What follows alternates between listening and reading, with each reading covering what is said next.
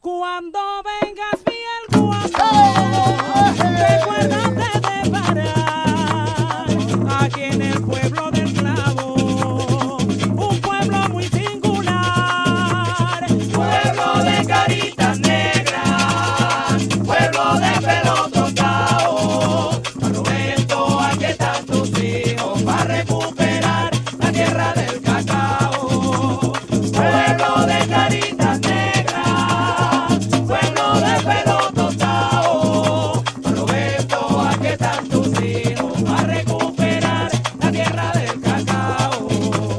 Yo sí quiero amar Roberto, tierra que me vio nacer.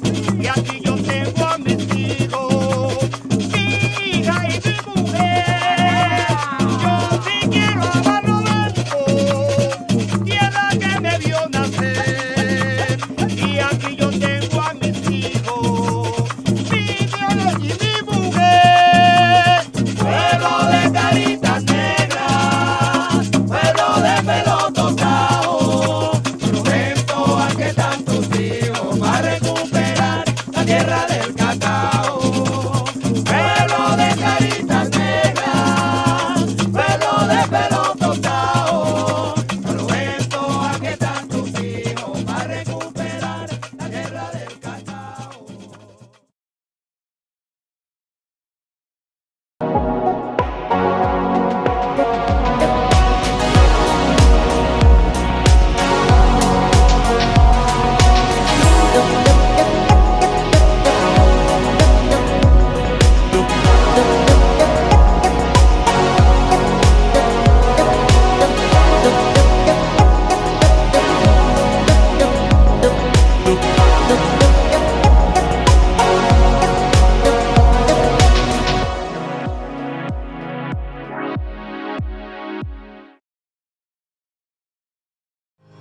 En Walmart Chile seguimos reforzando nuestro compromiso de una operación más sustentable y en la búsqueda de nuevas soluciones que nos permitan enfrentar el cambio climático, encontramos al mejor partner. Sí, porque junto a Engie nos unimos a la transformación energética del futuro, implementando la primera planta de producción de hidrógeno renovable a nivel industria en nuestros centros de distribución de Quilicura y Pudahuel. Pero, ¿sabes cómo se produce el hidrógeno verde? Todo es a partir de una fuente de energía renovable, la cual genera electricidad para realizar el proceso de electrólisis del agua. Es aquí donde se separa el hidrógeno gaseoso del oxígeno y luego el hidrógeno obtenido pasa por un proceso de compresión y mediante dispensadores se suministra a las celdas de energía, que en combinación con el O2 capturado de la atmósfera generan electricidad. Y es que con el uso de esta nueva tecnología mejoraremos la productividad del tiempo de carga de nuestras grúas, reemplazando las baterías de plomo ácido por celdas de energía de hidrógeno verde, logrando una mayor eficiencia operativa y distintos beneficios asociados al medio ambiente, como la reducción de 1.140 toneladas de CO2 al año en la atmósfera, lo que equivale a 2.280 árboles plantados, o también la disminución de 250 toneladas de desechos de baterías de plomo ácido al año, las que irían a parar a rellenos de seguridad. Y es que en Walmart Chile seguimos avanzando hacia un modelo de negocio más sostenible, donde todos vivamos mejor.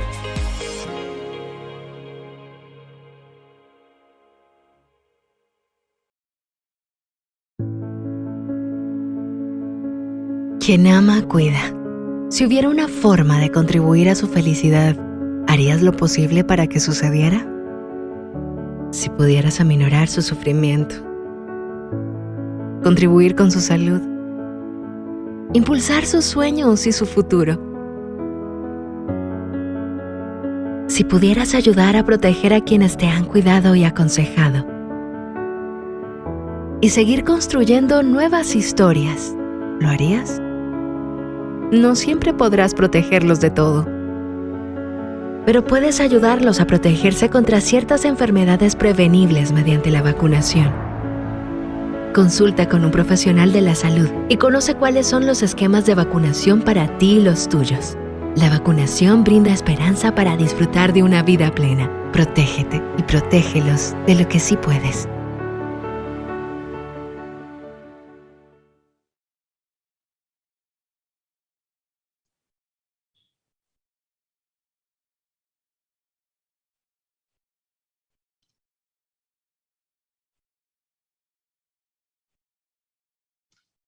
Welcome back.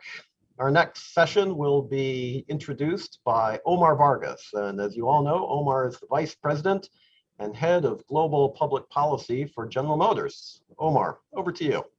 Eric, thank you. And I have to share that, the video content was fabulous, was fantastic. You can't have a Latino listening to salsa music, and the pull for me to get up and start dancing on screen was intense. But thank you for that. I enjoyed it.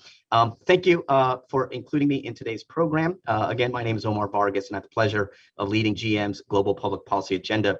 We are proud to again be a sponsor of the Washington Conference of the Americas and to continue our close collaboration with the Americas Society and Council of the Americas. I'm honored to introduce Deputy Secretary of the Department of Homeland Security, John Tien. We are very pleased to welcome him filling in for Secretary Mayorkas, who is unable to join us today. Deputy Secretary Tien is the first Asian American to be confirmed as a Deputy Secretary of Homeland Security. He understands our priorities in business as well, because prior to accepting his role at DHS, he worked as a managing director at Citigroup for 10 years on critical infrastructure and cybersecurity issues. He is also uniquely bipartisan, having worked in various roles in the Clinton, Bush, Obama, and now Biden administrations. Deputy Secretary Tien is also a decorated Army veteran, a West Point graduate, and a Rhodes Scholar. DHS has remained a close partner to businesses throughout the pandemic and related supply chain issues. Its mission includes not only countering illegal migration, but also facilitating the free and secure flow of legitimate trade, an element of its mission that promotes regional integration and economic security. Deputy Secretary Tien, welcome, and over to you. Good afternoon. Thanks very much, Omar, for your generous introduction. And my thanks to Susan and the entire team at the Council of Americas for organizing this important event. I will say a quick pause here. I will say that maybe I would have been thanking you even more if I could have seen some of the Omar salsa moves. So perhaps we could see that at a breakout session, Omar. Look, on behalf of Secretary Mayorkas and the entire workforce of the United States Department of Homeland Security, it is a true honor to join so many distinguished leaders in government and industry here at home and abroad. And I know this gathering could not be more vital to our common security and prosperity, to our goals of a sustainable, resilient, and equitable future for everyone who calls the Western Hemisphere home. Realizing that vision requires something embedded in the very DNA of our department: partnership, cooperation, and collaboration across sectors and borders. The challenges we face throughout the Americas are immense, intertwined, interwoven, and complex. Issues like irregular migration, the COVID-19 pandemic, economic stagnation, political corruption, crime, violence, and more. None of these matters exist in silos, so we cannot tackle them apart. We can only address them together.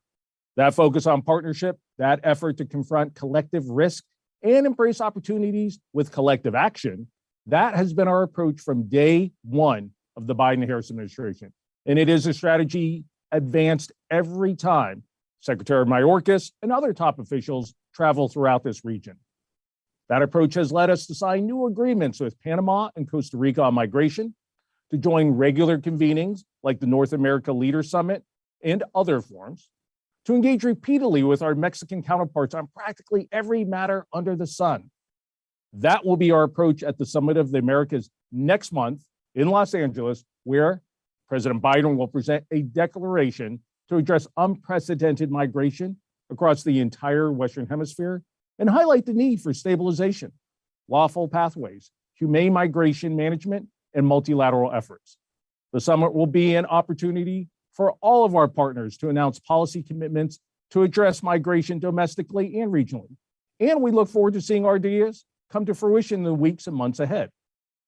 As we look forward from this conference to the summit and beyond, it is imperative that we turn our principles and promises into real and tangible results and prioritize a few key pillars, each of which reinforce the others. First, we must address irregular migration by reinvigorating our investments in a safe, orderly, legal, and humane migration system. We have to think regionally about stemming migration flows through enhanced prevention and enforcement. We have to share responsibility for managing the movement of people and goods and address the root causes of migration by investing in the stabilization of communities that need it most. Second, we must remember that improved security will improve development because a safer society is the cornerstone of a healthy society and a higher quality of life. That means reducing crime within our countries and attacking the common dangers posed by transnational criminal organizations. Third, we must enhance our competitiveness. We must foster and grow legitimate trade and travel between our nations because that is the surest path to greater prosperity for all of us. And we must recognize that the rule of law, transparency, predictability, efficiency, safe and secure commerce, and circular labor migration are a few of the ways we can foster domestic and regional competitiveness. This could not be more critical because a dynamic hemisphere fueled by opportunity is a net positive for our families, for our workers, for our businesses, and for every one of our nations. Like so much of what we do and discuss, advancing these steps is central to how we manage the immediate and overwhelming growth of irregular migration. Yet, it is about something more fundamental too, something more than preventing people from taking a dangerous trek across our borders.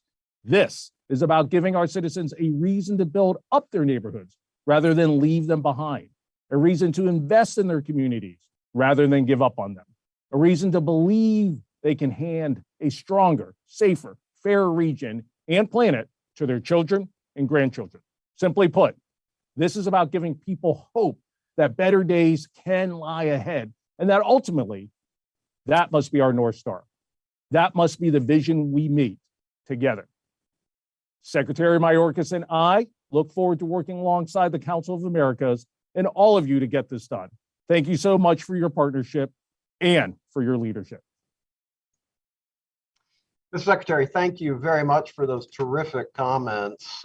Your leadership is very meaningful and important to us, particularly as you're handling these very complicated migration issues that you talked about, both at the summit, but more broadly, they directly impact almost every country in the Western Hemisphere. So thank you again for your leadership and that of Secretary Mayorkas. Absolutely, and I'll pass those things on. Thank you very much and have a great rest of your council. You got it. Thank you. Thanks very much. Ladies and gentlemen, we have one more session for you, and it is not Omar Vargas doing the salsa, unfortunately, because honestly, I was kind of looking forward to that, Omar. But nonetheless, I mentioned we might have some surprises at the beginning of this session, and that might have been one of them. Nonetheless, ladies and gentlemen, we do have one final session for you, and that is the high-level panel on energy transition in the Americas, which we are looking forward to very much, and we trust and expect that you will be too. Don't leave now. This is going to be a terrific discussion. So stay with us.